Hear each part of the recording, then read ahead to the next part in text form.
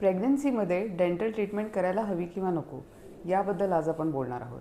आपल्याला तर माहिती आहेच की प्रेग्नन्सी दरम्यान आपल्याला भरपूर हॉर्मोनल फ्लक्च्युएशन्स होतात, ज्याचा डायरेक्ट परिणाम आपल्या दातांवर आणि जास्त प्रमाणात हिरड्यांवर होतो. त्यामुळे या दरम्यान आपल्याला आपल्या दातांची आणि हिरड्यांची जास्त प्रमाणात काळजी घ्यावी लागते. प्रेग्नन्सी दरम्यान डेंटल ट्रीटमेंट घेण्याचा राईट टाईम कुठला आहे याबद्दल आता आपण बोलूया.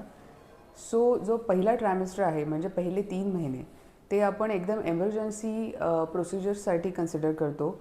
म्हणजे खूप जास्त सूज आहे, दातामध्ये खूप जास्त पेन आहे, तर आपण त्या दरम्यान तुमची ट्रीटमेंट करू शकतो. देन सेकंड ट्रायमेस्टर म्हणजे चौथा, पाचवा आणि 6वा महिना, याच्यामध्ये आपण डेफिनेटली तुमच्या दातांची ट्रीटमेंट करू शकतो. हा एक सेफेस्ट विंडो म्हणून आपण कन्सिडर करतो आणि या दरम्यान प्रेग्नेंट लेडी ही सगळ्यात जास्त कम्फर्टेबल असते डेंटल चेअरवर बसून ट्रीटमेंट करून घेण्यासाठी. जो थर्ड ट्रायमेस्टर असतो म्हणजे 7वा, 8वा आणि 9वा महिना, त्या दरम्यान आपण डेफिनेटली एमर्जन्सी डेंटल प्रोसिजर्स करू शकतो. पण आपण ते सहसा रेकमेंड नाही करत, कारण खूप जास्त ड्युरेशनसाठी डेंटल चेअरवर बसून राहणं हे प्रेग्नंट लेडीजसाठी थोडंसं अनकम्फर्टेबल होऊ शकतं.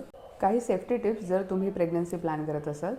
सो फर्स्ट ऑफ ऑल तुम्ही प्रेग्नन्सीच्या आधी एक डेंटल कन्सल्टेशन प्लॅन करायला हवं, ज्याच्यामध्ये डेफिनेटली तुमचं आधीचं काही पेंडिंग काम असेल किंवा एखाद्या नवीन ट्रीटमेंटची गरज असेल तर ती तुम्ही तुमच्या प्रेग्नन्सी आधी पूर्ण करून घेऊ शकता. चेकअपनंतर जर फिलिंग करण्याची गरज वाटत असेल तर तुम्ही टूथ कलर्ड म्हणजेच कंपोजिट फिलिंगचा ऑप्शन निवडायला हवा, रादर दॅन अमलगम म्हणजेच ज्याला आपण साध्या भाषेत चांदी भरणं असं म्हणतो.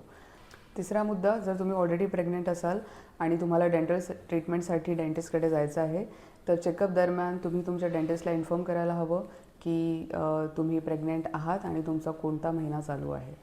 चेकअपनंतर मेडिकेशन स्टार्ट करण्याआधी एकदा तुमच्या गायनॅकसोबतसुद्धा कन्सल्टेशन करा. आणि या व्यतिरिक्त जर तुम्हाला काही डाऊट असतील तर डेफिनेटली तुम्ही खाली कमेंट करू शकता.